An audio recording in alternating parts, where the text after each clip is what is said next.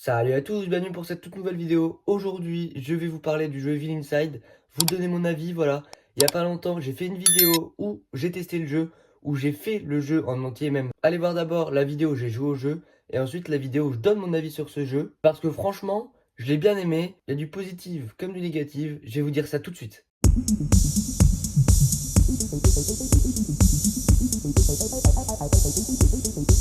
Donc je vais commencer avec mes points positifs du jeu. Bien sûr, chacun ses goûts, chacun son avis. Mais pour moi, c'est mon avis, c'est ce que j'ai trouvé bien dans le jeu. Déjà, faut noter, les graphismes seront plutôt pas mal. Pour un petit jeu comme ça, franchement, je m'attendais à vraiment pire. Les graphismes, alors ne sont pas extraordinaires, mais pour un jeu comme ça, un jeu indépendant en plus, après, jeu indé ne veut pas dire mauvais graphisme, mais voilà, les graphismes sont vraiment d'une belle qualité, sans plus, mais sont plutôt pas mal, ça passe quoi, vous voyez, ça fait le taf. J'ai aussi noté que le jeu était très immersif. En fait, on ressent vraiment la tension, on ressent vraiment la peur du jeu. Et moi, ok? Ça va mal se passer, ça va mal se passer, ça va mal se passer. Oh! Moi, il y avait certaines scènes, certains moments, alors je vais pas tout vous spoiler, mais il y a un moment, on avait une lampe torche, on n'avait plus de piles, et là, vraiment, c'était la panique. Je me suis dit, qu'est-ce qui va me tomber dessus? Finalement, ça s'est plutôt bien passé, mais voilà, on ressent vraiment de la tension, on se sent vraiment à la place du personnage des fois, et moi, c'est vraiment ce que j'ai aimé, j'ai trouvé ça vraiment exceptionnel. Ensuite, je vais vous citer les points négatifs. Alors bien sûr, vous avez vu, pas beaucoup de points positifs, en même temps, c'est un jeu, j'ai terminé en 40 minutes, il n'y a pas non plus énormément de choses à dire, hein. J'ai à noter qu'il y a beaucoup de screamers, il y a même beaucoup trop de screamers. Alors ok, des screamers c'est bien de temps en temps, mais je pense sérieusement qu'il y en avait toutes les 3 minutes. C'est trop franchement, au bout d'un moment j'ai cru que mon cœur allait s'arrêter parce que des screamers tout le temps. Et là. Oh la vache! Il y a des moments où on commençait même à s'y habituer, je commençais à les sentir arriver les screamers, donc il y avait même plus d'effet de surprise au bout d'un moment, il y en a trop. Pour moi des jeux d'horreur, ça peut pas être que des screamers tout le temps, faut qu'il y ait autre chose qui fasse peur. Il y a aussi la durée du jeu.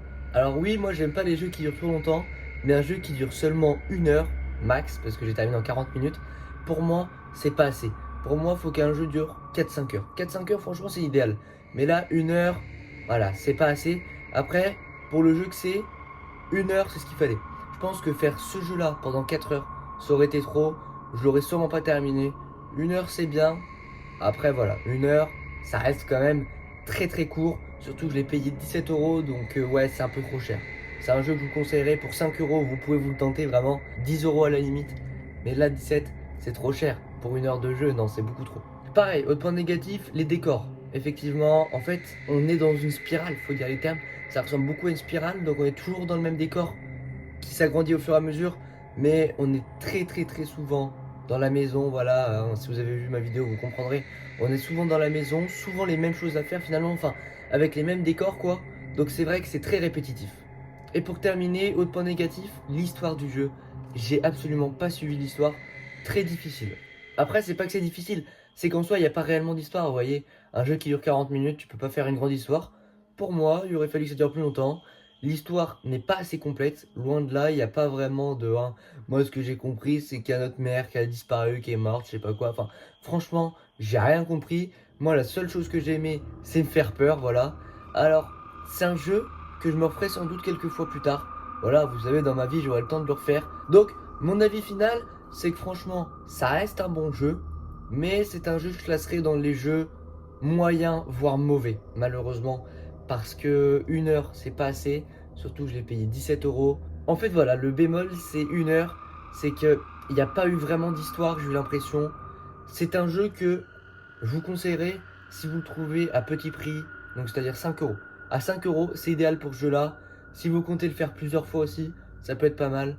Mais moi, voilà, j'ai quand même pris du plaisir, ça n'empêche pas. Mais voilà, le nombre de streamers, il y en a eu beaucoup trop. Mais c'est un jeu que je vous conseille si vous le trouvez à petit prix. En tout cas, voilà, si jamais vous aussi vous avez fait le jeu, n'hésitez pas à me dire en commentaire ce que vous en avez pensé. Vraiment, ça me ferait extrêmement plaisir, c'est important. N'hésitez pas à liker, commenter, à vous abonner si vous avez aimé cette vidéo.